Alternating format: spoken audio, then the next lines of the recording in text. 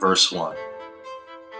After the creation of man, the Creator, Jehovah, said unto him, That thou shalt know thou art the work of my hand.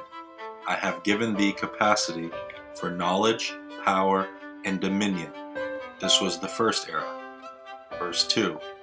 But man was helpless, crawling on his belly, and he understood not the voice of the Almighty. And Jehovah called his angels, who were older than the earth, and he said unto them, Go ye, raise man upright, and teach him to understand. Verse 3. And the angels of heaven descended to the earth and raised man upright.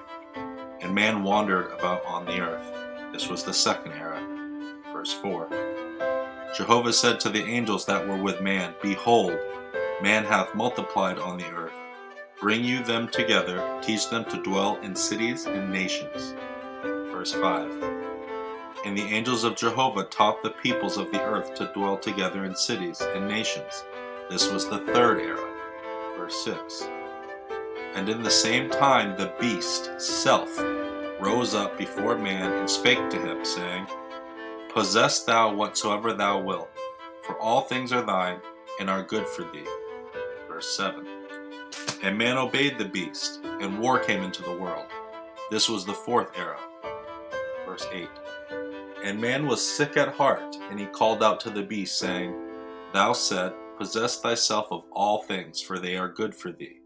Now, behold, war and death have encompassed me about on all sides. I pray thee, therefore, teach me peace. Verse 9. But the beast said, Think not I come to send peace on earth. I come not to send peace, but a sword. I come to set man at variance against his father, and a daughter against her mother. Whatsoever thou findest to eat, be it fish or flesh, eat thou thereof, taking no thought of tomorrow. Verse 10.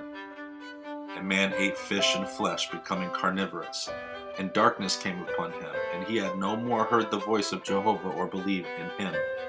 This was the fifth era. Verse 11. And the beast divided itself into four great heads, and possessed the earth about, and man fell down and worshipped them. And the names of the heads of the beast were Brahmin, Buddhist, Christian, and Mohammedan. And they divided the earth and apportioned it between themselves, choosing soldiers and standing armies for the maintenance of their earthly aggrandizement. Verse 13. And the Brahmins had 7 million soldiers, the Buddhists 20 million, the Christians 7 million, and the Mohammedans 2 million, whose trade was killing man, and man, in service of the beast, gave 1/6 of his life and his labor to war and standing armies, and 1/3 of his life he gave to dissipation and drunkenness. This was the sixth era. Verse 14. Jehovah called out to man to desist from evil, but man heard him not. For the cunning of the beast had changed man's flesh, so that his soul was hid as if in a cloud, and he loved sin. Verse 15.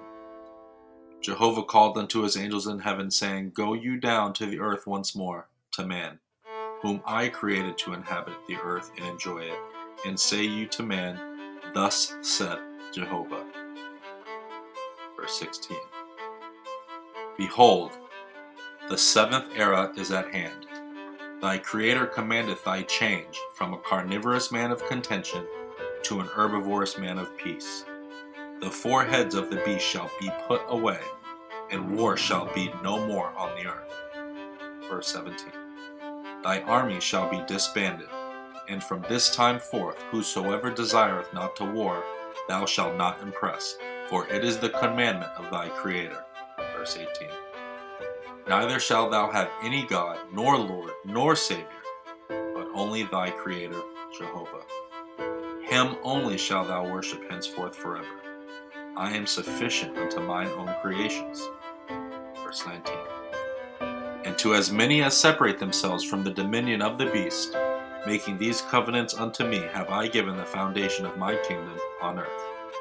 Verse 20. And all such shall be my chosen.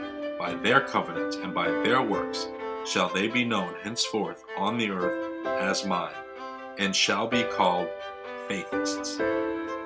Verse 21. But to as many as will not make these covenants have I given the numbers of the beast, and they shall be called Uzians, signifying destroyers.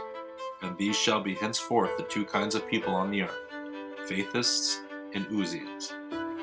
And the angels of heaven descended to the earth to man, and appeared before him face to face, hundreds of thousands of them, speaking as man speaketh, and writing as man writeth, teaching these things of Jehovah and his works. Verse 23. And in the 33rd year thereof, the ambassadors of the angel hosts of heaven prepared and revealed unto man in the name of Jehovah and his heavenly kingdoms, and have thus herein made known the plan of his delightful creations, for the resurrection of the people of the earth. Verse 24. Not immaculate in this book, Oahspe, but to teach mortals how to attain to hear the Creator's voice and to see his heavens in full consciousness, while still living on the earth, and to know of a truth the place and condition awaiting them after death. Verse 25. Neither are nor were the revelations within this Oahspe wholly new to mortals. The same things have been revealed at the same time unto many, who live at remote distances from one another, but who were not in correspondence till afterward. Verse 26. Because this light is thus comprehensive, embracing corporeal and spiritual things, it is called the beginning of the Kosmon era, and because it relates to earth, sky, and spirit, it is called Oahspe.